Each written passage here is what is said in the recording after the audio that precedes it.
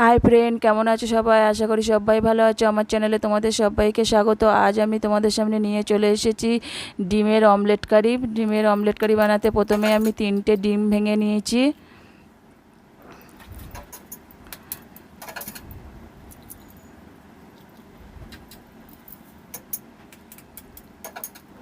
এবারে কিছুটা কুচানো পেঁয়াজ দিয়ে দেবো। কুচানো পেঁয়াজ দিয়ে দিলাম। এরপরে হলুদ গুঁড়ো দিয়ে দেবো। তারপরে সামান্য লবণ দিয়ে দেবো। দিয়ে ডিমটা ভালো করে ঘেঁটে নেব। ডিমটা ভালো করে একটু সময় নিয়ে ঘাঁটতে হবে, নুনটা যাতে গুলে যায়। এবার কড়াটা গরম করে নিয়েছি, নিয়ে পরিমাণ মতো তেল দিয়ে দিয়েছি। এবার ডিমটা কড়াইতে দিয়ে দেব। দিয়ে কড়াটা ভালো করে ঘুরিয়ে ঘুরিয়ে ডিমটা ভেজে নেব।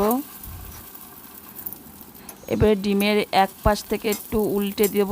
উল্টে দিতে দিতে এই যেরকমভাবে উল্টে দিলাম।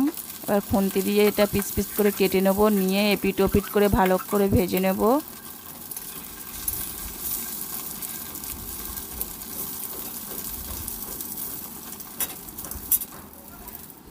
ডিমটা আমাদের ভাজা হয়ে গেছে। এবারে ডিমটা তুলে নেব। এবার কড়াইতে আবার পরিমাণ মতো তেল দিয়ে দেবো। এখানে আমি আমার পরিমাণ মতো তেল দিয়েছি, তোমরা তেলের পরিমাণটা বাড়িয়ে কমিয়ে নিতে পারো। এবারে আমি 2টো তেজপাতা দিয়ে দিয়েছি, গোটা জিরে দিয়ে দিলাম ফোড়নে। গোটা গরম মশলা দিয়ে দিলাম। এবার কুচানো পেঁয়াজগুলো দিয়ে দিলাম। দিয়ে একটু নাড়াচাড়া করে নেব। নিয়ে 1 চামচ আদা রসুন বাটা দিয়ে দিলাম।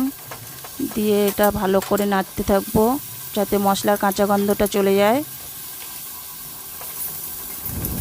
এবার আমরা কুচানো টমেটোগুলো দিয়ে দেব।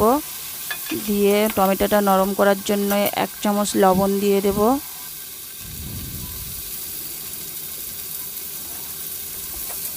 এবারে হলুদ গুঁড়ো দিয়ে দেব। তারপরে 1 চামচ কাশ্মীরি লঙ্কার গুঁড়ো দিয়ে দেবো। 1/2 চামচ ধনিয়া গুঁড়ো দিয়ে দেবো। দিয়ে অল্প করে জল দিয়ে দেবো। দিয়ে মশলাটা কষাতে থাকবো। জল না দিলে মশলাটা পুড়ে গেলে তেতো হয়ে যাবে, ওই জন্য অল্প করে জল দিয়ে দিলাম। দিয়ে মশলাটা কষিয়ে নিলাম। দেখো মশলা থেকে তেল ছেড়ে দিয়েছে। এবার আমাদের কষানো হয়ে গেছে। এবার জল দিয়ে দেব। জল দিয়ে এটা 5 মিনিট ফুটতে দেব। দেখো বন্ধুরা, ঝোলটা ফুটে গেছে। এবার আমি সেই ডিম ভাজাগুলো দিয়ে দেব। দিয়ে এটা 5 মিনিট ফুটতে দেবো।